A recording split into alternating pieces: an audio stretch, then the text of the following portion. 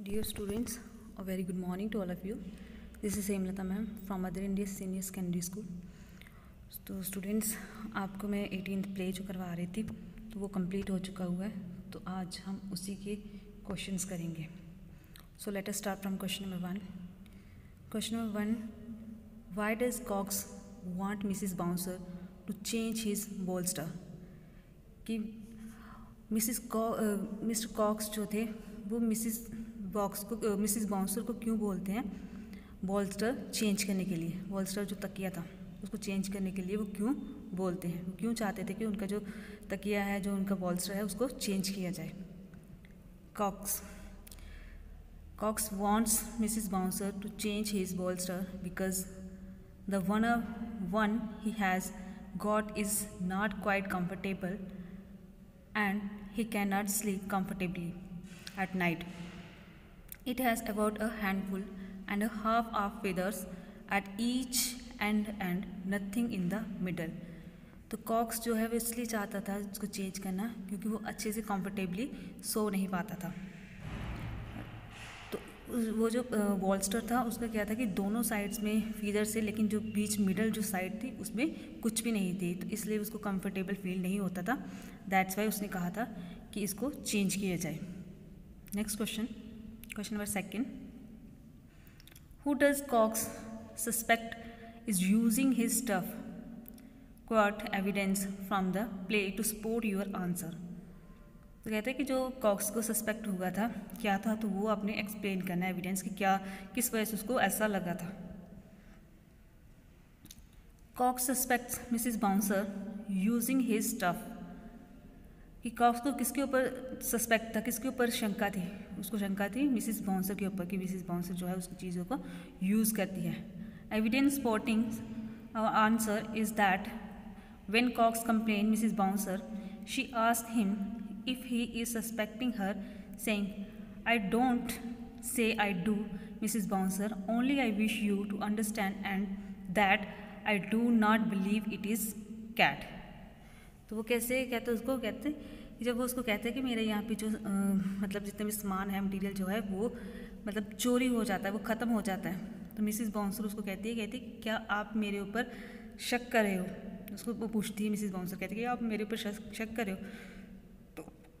COX से reply करते हैं कि I don't say I do. कहते मैंने ये नहीं कहा कि मैंने इस तरह की कोई बात नहीं की, लेकिन मैं आपको ये चीज़ बता दूं कि यहाँ पे कैट भी नहीं आती, ये कैट का काम नहीं हो सकता. Next question number 4. Question number 3 important नहीं है इसलिए मैंने यहाँ पे नहीं करवाया. Question number 4. How is Mrs Bouncer's idea of renting out the same room to 2 sets of lodgers a capital idea. तो मिसिस बाउंसर का आइडिया कैसे था, क्या आइडिया था उसका कि एक ही रूम में 2 पर्सन को रखना और उनसे पैसा लेना. Mrs Bouncer's idea of renting out the same room to 2 sets of lodgers is a capital idea. ये उसका कैपिटल आइडिया था. क्यों? Because she is getting double rent for her room because of her shrewdness and intelligent. कि उसने क्या किया था कि वो डबल इसका एक रूम का वो डबल रेंट लेती थी और उसकी यहाँ पे चालाकी थी, उसकी वो इंटेलिजेंसी थी. One of the lodgers is a printer who works in the printing press at night. उनमें से एक लॉजर जो था वो प्रिंटर था और वो प्रिंटिंग प्रेस में काम करता था रात को.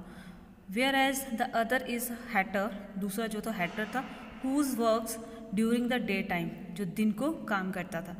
And are unlikely to meet each other. और वो आपस में मिलते नहीं थे, मतलब कभी भी उनका आपस में उन्होंने मिलना नहीं होता था.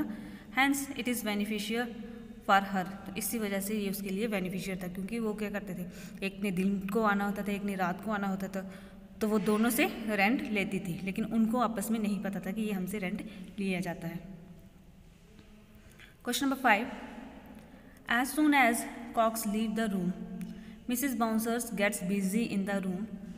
What does she do and why. जैसे ही कॉक्स रूम से जाता है तो मिसिस बाउंसर जो है बिजी हो जाती है रूम में.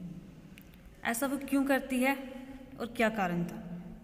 As soon as Cox leaves the house Mrs Bouncer starts setting things in the room by making necessary changes in the bed as per the choice of Mr Box. कि जैसे ही COX जो है घर से बाहर जाता था तो मिसिस बाउंसर क्या करती थी, चीज़ों को सेट करना स्टार्ट कर देती थी, उनको चेंज करना स्टार्ट कर देती थी। किसकी चॉइस की? Mister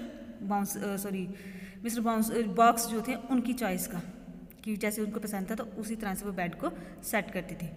Mrs Bouncer's does all this because she has rented out her rooms to 2 lodgers in order to get double rent. और क्यों करती थी ऐसा? क्योंकि वो अपने लॉजर से डबल मतलब लेना चाहती थी, एक रूम का वो डबल किराया लेना चाहती थी, इस वजह से वो ऐसा करती थी। नेक्स्ट क्वेश्चन है कि who is Box angry with he enters, why? जब वो आता है तो कौन एंग्री होता है बॉक्स के साथ और क्यों?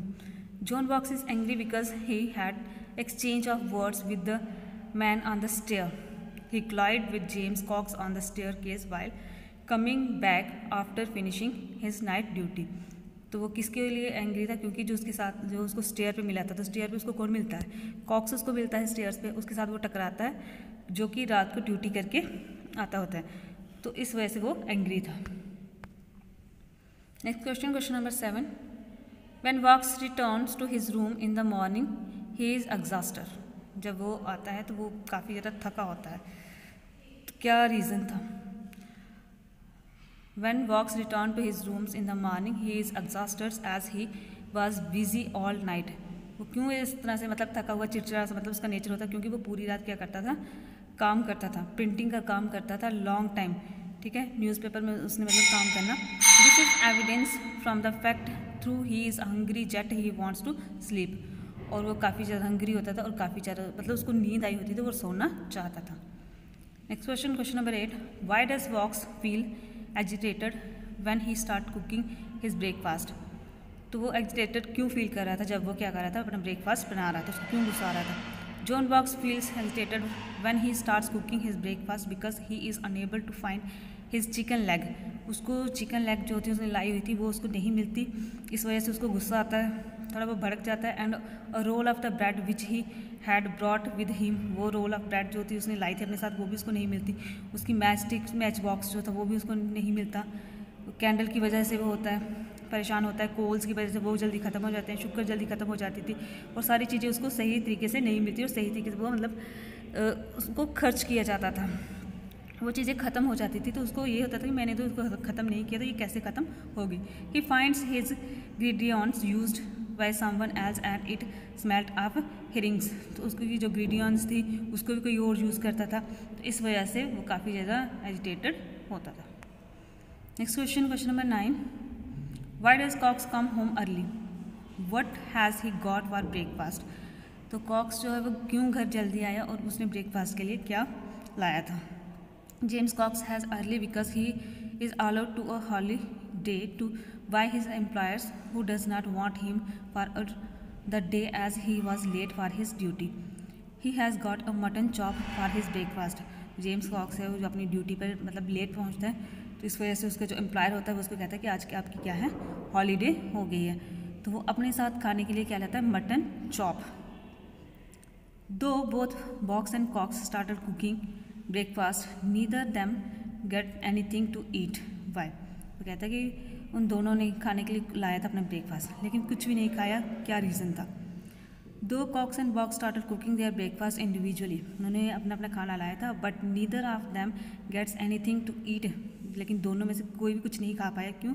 क्योंकि वो क्या था? बिकॉज ऑफ द क्वेरलिंग, कि दोनों आपस में झगड़ा कर रहे थे। They threw each others tables out of the window one by one, और दोनों ने क्या किया कि एक दूसरे का जो खाना था वो बाहर फेंक दिया, विंडो के बाहर फेंक दिया, तो इस वजह से वो दोनों नहीं खा पाए। तो सो स्टूडेंट्स, ये क्वेश्चंस आपके कुछ टेक्सचुअल क्वेश्चंस हैं, तो कल इसी से रिलेटेड हम कुछ नेक्स्ट क्वेश्चन करेंगे। So thank you, have a nice day.